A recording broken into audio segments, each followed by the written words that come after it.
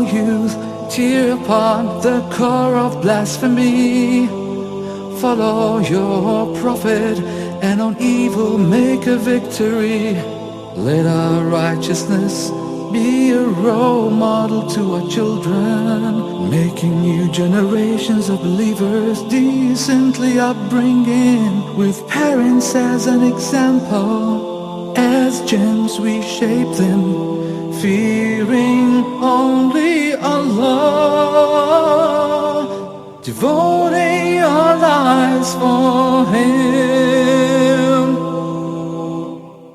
Bismillah, Assalamu alaikum, peace. Welcome to Closing the Gap. I'm your host, Omar Dunlap. We have with us in the studio Sheikh Yusuf Estes. Welcome. Assalamu alaikum. Wa alaikum salam rahmatullah. How are you doing today, Sheikh? Everything, alhamdulillah. Alhamdulillah, very good. It's nice to be with you today. Jazakallah khair. What about the gap between the rich and the poor, the haves and the have-nots? Is that something we should discuss? Well, certainly, Omar, that's a very important topic and has been since time immemorial.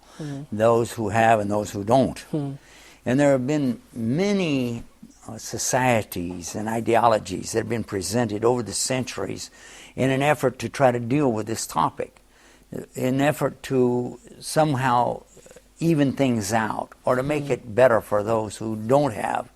And at the same time, those who have want to protect their interests. So we find different structures of governments and societies and cultures, and all of them, even today, dealing with this subject of the poor and the wealthy, and there's this gap in between. Very good. How do you see the current situation between the rich and the poor? Well, certainly today it's different, and yet in the same, there's similarities to what we've always seen. One of the things that we'll say that is different is that there is a lot more available knowledge out there about what's going on. It's not just selected areas where a few people have the knowledge of what's happening. More and more people today are realizing about economy, what it's about, and what are the principles behind it. But at the same time, we still suffer from a large number of people being without and a large number of people who are very, very wealthy. So how do you think that the wealthy people are viewing this situation today? Not being one of those, I would have to speculate from what I've read or heard and talked with some of those who are very wealthy. What they tell us that they're concerned, a lot of them are concerned over holding on to what they have. But this is not a new situation by any stretch of imagination.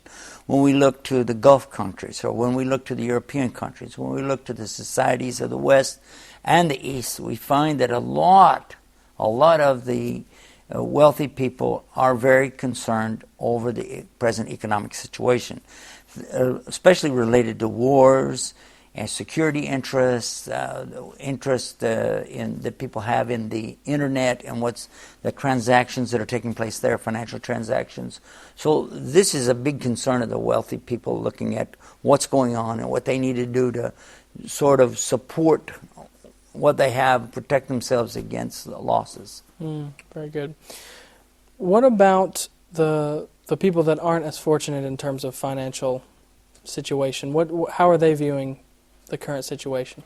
Well, of course, having visited a number of countries, I've been in some of the poorest. If you go, for instance, to India, if you go to portions of what they call the third world countries, I was in Mandera, Kenya, and as recently as just a few months ago, we found places where people are living without even the basic necessities, like which what? we would, water. One of the most basic of all necessities is water. Mandera, Kenya, there were places we visited that had absolutely no water. The way they got their water was that a child would take a donkey and walk for approximately half of a day to a river, and then fill up these jugs and containers with water that is really, I wouldn't want to wash my automobile. I wouldn't wash my car with the type of water he had to come back with. Not just because of the amoeboids and the bacteria that's in it, but some of the larger things that you find in it, not just dirt, but creepy crawlies, insects, and, So, and then they would come back and spend the other half of the day to return. And then when they got all done, there was just barely enough there really to take care of the basic things, such as making wudu to pray, just to wash yourself up with basic hands, face, feet, things like this. And in some cases, there wouldn't be enough for that. They'd have to make tayammum. You know, when a person wants to pray, they need to be clean, and if you don't have water, you can use dust. And imagine he's gone through all of this, and even the water is hardly potable. You and I wouldn't be able to drink it. We'd get sick. Right. And this is what they're having to cook with. This is what they're having to drink from, and sometimes not even enough left over for their animals to take any of. Would you say that there's a lack of understanding the reality between the rich and the less fortunate, for example, among the rich? Do you think that there's a divide? Do you think they don't see that type of reality? I think there's always been that problem. That this is a gap that many don't want to be aware of. They don't really want to know. They just say the poor and leave it at that. There are those who have a lot, and they will consider themselves poor. A person has a lot, but it's still in his mind, he's looking up to the next person and saying, you know what, this guy is loaded, and here I am, I've only got a few million, and this guy's got $1 billion, you know. Right. And on the other hand, when you look to those that are very, very impoverished, as I was describing the situation in Bandera, Kenya, it's by no stretch of the imagination the only place. If you visited other countries, in not just in Africa, but in the Indian continent, you'd find places where people similarly are suffering from lack of some of the basics. Just to have, as we mentioned, running water, there's also a lack of basic clothing, basic shelter. People that are living in cardboard boxes, making sticks and grass to make a shelter for themselves.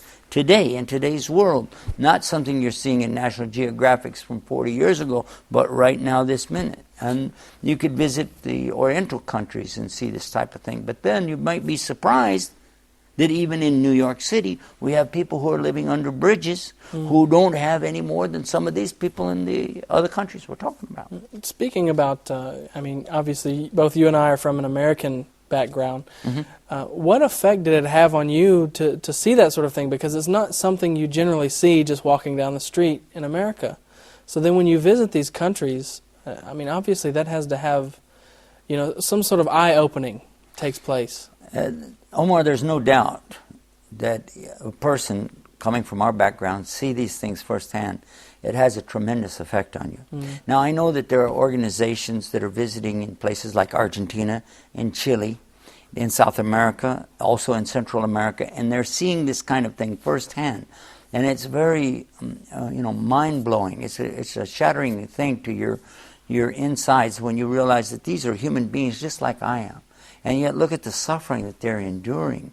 How could it be that, we think of ourselves as not having so much, but then when we look to these people, we realize that, oh my God, I didn't even know people were suffering like that in the world. It's a very deep thought, I think, something that we all have to think about. What does Islam have to offer in this crisis, in this difficulty? Well, as always, we look to Islam for the solution. But before we look to a solution, I think it's important to really identify the actual problem. Because very often we hear people tell us what the problem is, but it might be superficial, or their explanation may not be detailed enough to really understand. Because if you don't really know the problem, you might try for what's called a quick fix. Human beings are known to do this. We're very prone to do this over the centuries, that we want to find something real fast, solve the problem, push a button, and it's all finished, and go on about our day. And especially with something like that we're talking about, with these huge gaps that in our program, this is what we're talking about, these really huge gaps that we find being discussed around the world. And in all cases, we've got somebody who wants to offer some kind of quick fix.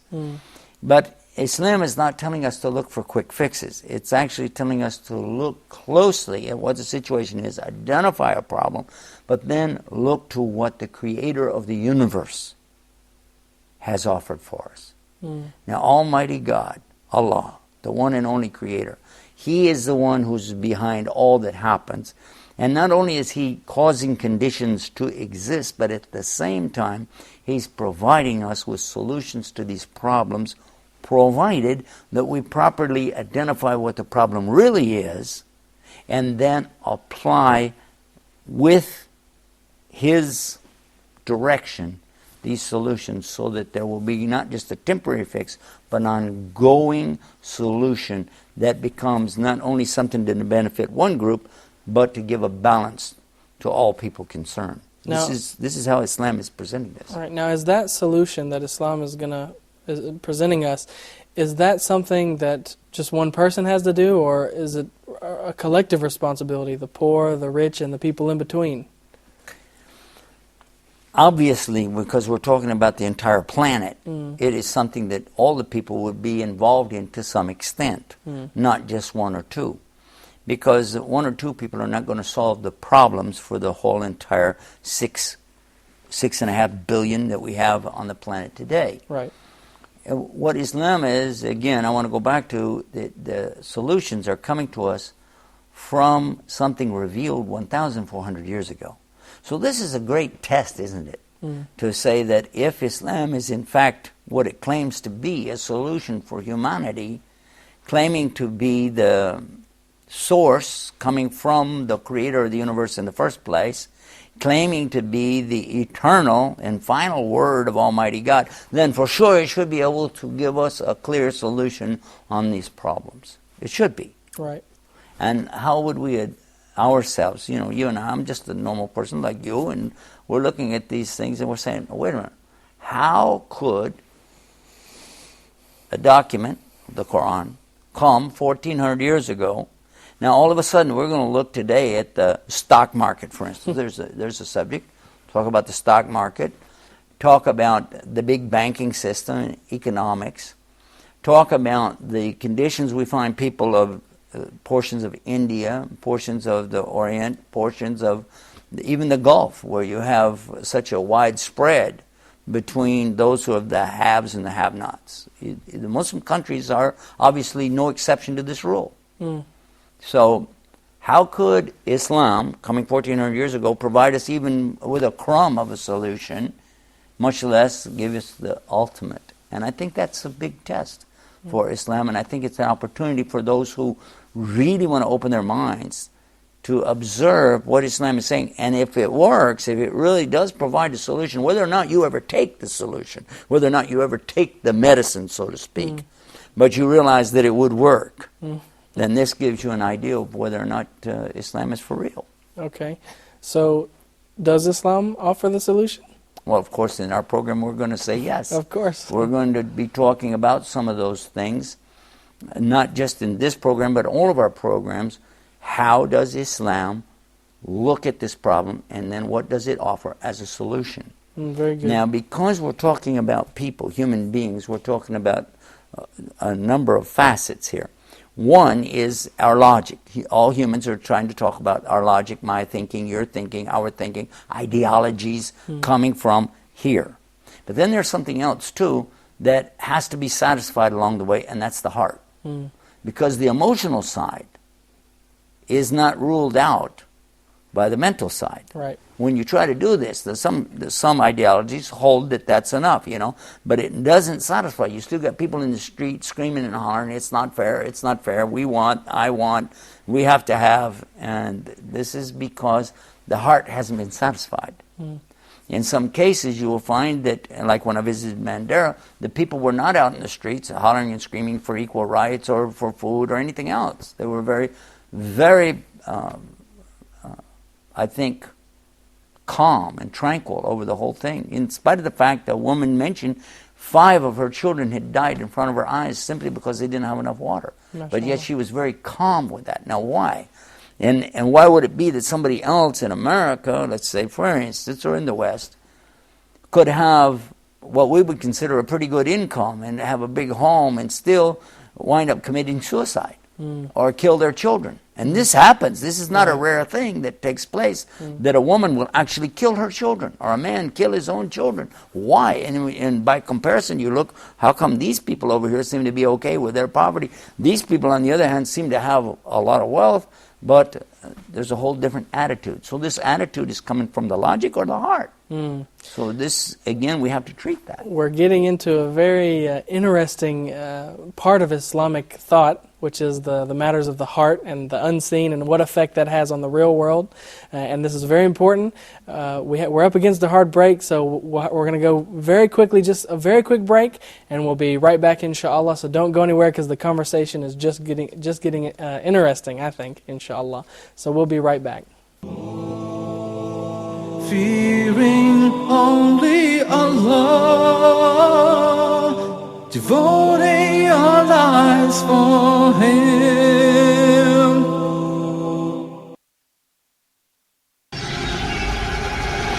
Dear viewers, Hoda programs can be watched in the English section of the in-flight entertainment directory on board all Saudi airline flights, domestic and international. Sit back, relax, and enjoy watching Hoda's entertaining and enlightening shows on your trip.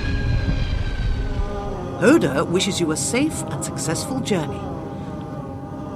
Hoda, a light in every home. Fearing only Allah, devoting our lives for Him. Bismillah. Welcome back to our show, Closing the Gap. I'm here with Sheikh Yusuf Estes. I'm your host, Omar Dunlap. Sheikh, you were just getting into the solutions Islam has to offer in closing that gap between the rich and the less fortunate, the poor. So I'll let you continue with your thoughts. Well, before we went up to the break, we discussed what is the situation mentally. Okay, and we talked about that some people view their situation as being impoverished, and others view their own situation as being well endowed, that they have plenty. But to take an impartial view of both of them, we might be surprised that we would conclude that the one who claims to have so much, we would say he doesn't have anything. On the other hand, somebody who's saying, I have nothing, we'd look at him and say, man, you got everything. And this is because it's really not based on logic, not real logic, but rather human logic. And those who want more and more and more, and those who are satisfied with whatever they have. Now, what determines that? What makes that up? And that's when we come back now to this. According to Islam, and of course that's our premise, we take everything from Islam, we're saying that Islam is having the solution. According to a teaching of Muhammad, peace be upon him, he said, if the son of Adam had a mountain of gold, he'd want another one just like it. Now imagine, a mountain of gold, and he'd want another one just like it. In another saying of Muhammad, peace be upon him, he told us that the human being, son of Adam, is out here going after wealth and grabbing and pulling at it, trying to accumulate wealth to the extent that nothing will satisfy him until he fills his stomach with what? Dirt. The dirt, yeah. Meaning he dies. So nothing will satisfy the son of Adam. Nothing satisfies him in this life except for a few. And this is used throughout the Quranic statements, إِلَّا الَّذِينَ, except for those. So the majority of the people are thus, but there are always those few over here that don't have this situation. And let us look to that. What about these people we mentioned in Mandera, Kenya? Well, first of all, they were all Muslims. And the lady I spoke about that had lost the 5 children right in front of her eyes, she's a strong believer, very strong believer, to the extent that even though she had to build her own shelter out of her own hands with available bamboo rods and grass that she wove together, and she put that together, and then she took brambles, thorny bushes, and scattered them around in a fence-like design around this little dome that she built. Now, she did it all herself because her husband and older children, the older men, are out far away, miles and miles away, trying to find pasturage for their sheep and goats. And she might not see them again for months. So here she's doing this all on her own. And she's not by herself. There are other women doing this same thing. So while we had her on camera, we were interviewing them to show people back in the UK how important it is to contribute to help this effort going on in Mandera, Kenya. It's called Islamic Relief, and working with the government of Mandera, or actually for all of Kenya. And what the idea was is to get these people to talk about their situation a little bit and show the folks back home, look, you know, there's people a lot worse off than we are. Let's help them out, especially during the month of Ramadan. That was the premise. Well, now here I am talking to this lady, and they're translating for her. And I said, tell us, ma'am, what it would be like if you really had sufficient water, that children didn't have to walk for a whole day, half the day going and half the day coming back with these donkeys. There are a lot of donkeys around there with these jars and containers on them, you know, and going all this way, coming back, you know, just to bring a basic thing. How would it be, I said, if you had all this water, that you could bathe as much as you like, that you could, you know, have a tub of water, you could wash your clothes, the children could play in the water, animals could have all the water they wanted to drink, etc. How would that be? And she said, I don't think it's a good idea. Actually, the way she said it was real quick. It was like, no. And when they translated back to me, she didn't like the idea. I said, what? She didn't understand. The translator probably didn't do a good job. So I tried another way to explain it. No, ma'am, I'm saying, how would it be if you had water here like some of the other villages that we've already been able to bring water to? Tell us, you know, how you would feel about it. You know, the way you do in journalism, you try to set it up and let them, you know, respond to what you're suggesting. And my suggestion was going nowhere with her. She came back again. She said, no, I don't think it's a good idea. All right, I'll bite. What? What am I saying wrong? She said, first of all, if we had an abundance, an excess amount, this is exactly how they translate it. If we had an excess amount, more than we need, then we would be taking it for granted. We would not be thinking about Allah anymore. We'd be thinking about ourselves and want more. I'm satisfied with what I have. What He wants me to have is what I'm having. And I'm satisfied with it. It's amazing. And it brought me to my knees. I literally wanted to cry because I realized this woman is a believer, much stronger than me. And here I am, you know, thinking, you know, we're kind of hard up ourselves. We need this, we need that, we need so many things. We're trying to do dawah, open a TV station, all the things we're thinking about. And here is a lady who doesn't have enough water to take a full drink. She couldn't, if I gave her medicine, she couldn't take it because she didn't have enough water. She couldn't wash her hands. She could not even get the sand out of her eyes with water because they didn't have that much. And here she's telling me that we're okay because we have Allah. This is what is called in Arabic a very high level of Iman. On the other hand, I have met people who were very famous, wealthy, well-known, and asked me to pray for them so that they could put a swimming pool in their second house. MashaAllah. In their second house. Because, you know, and talking as though, you know, we're having a hard time, you know, I lost a multi-million-dollar contract the other day, so pray for us. And I'm thinking, hold on. Why would a person in this high position, being so well off, ask for prayers for themselves? And I said, I'll tell you what I will pray for. I'll pray Allah guide you. I'll pray that Allah will help you to realize who you really are and what you really have and what you don't have. Because having an abundance in this world is not the solution for anybody. An abundance and excess in this world could be a curse to anyone. Because these things will all be against us on the Day of Judgment. It's interesting that this is the topic we're covering because just last night I decided that I need to sit down and read some Quran. I haven't gotten as close to the Quran as I have in the past, and so I said I need to take some time out and read some Quran, and I remember this verse as clear as I'm reading it right now.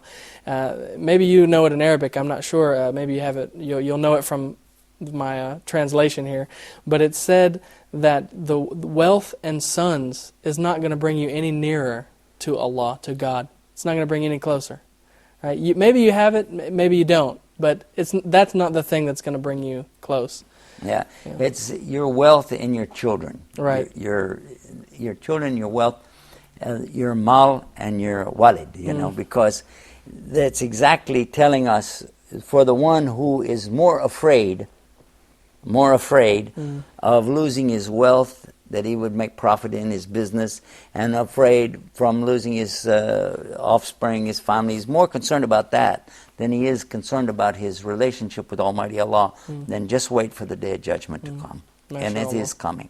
That's a very good point that you brought up. Now, didn't the Prophet Muhammad ﷺ, if I'm not mistaken, didn't he say that something to the effect of contentment is like a well that's never exhausted or never runs out, something to that effect? Exactly. To be content with what you have is the goal of a true believer.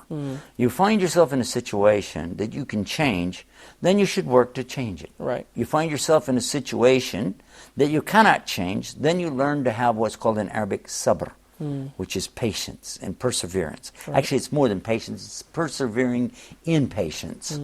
But then there's another thing too, and that is to have the hikmah, the wisdom, to know the difference between these two situations. MashaAllah. To know if I'm in a situation I need to work on and I have the ability, let me try to change that. In the other case, well, okay, I'm in a situation that I can't change, I need to be patient, but then how do I know the difference between the two? This is a very key point. Now, what does Islam show us in general for the world? Not believers, not Muslims, because Islam is offering the solution for all humanity. And that is for those who have. Allah is saying your wealth that you hold needs to be purified, because it isn't pure until you've purified it every year. Annually, the Muslims should and must go through their holdings that they have not touched for a year. It's just sitting there for 1 year, unused. That becomes taxable. You tax yourself, go through and do an inventory, and then take 2.5% of that wealth, the holdings, not your income, but the holdings, and then take this and distribute it amongst the poor around you, especially starting with your own family first. This is called purification or zakah. Zakah doesn't mean tax. Right. It doesn't mean charity. It means purification. To make zakah, and it's used in Quran for other words, like purifying your body and so on. So zakah is a purification of the holdings of those who have. Now for the one who doesn't have, well, he doesn't pay this. Right. There's nothing to pay it on. If he's below a certain minimum, or he hasn't held anything for a whole year, then he wouldn't have to pay anything at all. Right. And actually could be the recipient of what's being distributed by those who are in a position to put the wealth out there. Now, there are several points about this, and they are broken down into the categories, so that how can I distribute this? Who would come first? What would be the priority one? Right. Well, obviously a human being who's going to die, that's what you want to look at first. Right. Those who are the believers, who are your own family. And what if they're not believers? Because a lot of us, you and I, for instance, our families are not Muslims. But yet they still have the right to this. They still have a right to be taken care of from this purification. That's before we talk about charity. Before we talk about what's called sadaqah. Right. We're talking about this purification, which must be paid. Right. Now, what does this level? No, it won't level it out. It's only 2.5%. Right. What about the other 97.5%? But what it does do, it encourages the poor to keep going and keep their faith. Right. And at the same time, for the wealthy, it makes them remember that, hey, I have to take care of the other people too. Right. Now, there's another thing Islam is offering us, and that's fasting, the month of Ramadan. While I'm fasting, I'm in tune with those who are all year long without food. Right. And suddenly I'm hungry. I feel my stomach growling and rumbling, and I feel that thirst in my throat. And by the time we break the fast, I'm thinking, wow. And these people deal with that every day. Right. This is why so many Muslims like to pay their zakah purification of wealth During the month of Ramadan. Right. This is a good time to do that and take more reward for it. Right. Well, Sheikh, I wish we had so many shows we could dedicate to just this topic, because you're really doing it justice, and it's something that's really important for the Muslim Ummah and the world in general to really think about and know about. And I think we should encourage our viewers, whether Muslim or non-Muslim, to do more research on that. But unfortunately, that's all the time we have for today. I thank you for being with us, Sheikh. Thank you so much. And we'll be back next week, inshallah. So don't forget about us. Same time, same channel. And I'm your host, Omar Dunlap, and we look forward to seeing you next time. Assalamu alaikum. O youth, tear upon the core of blasphemy. Follow your prophet, and on evil make a victory. Let our righteousness be a role model to our children, making new generations of believers decently upbringing, with parents as an example. As gems we shape them, fearing only Allah, devoting our lives for Him.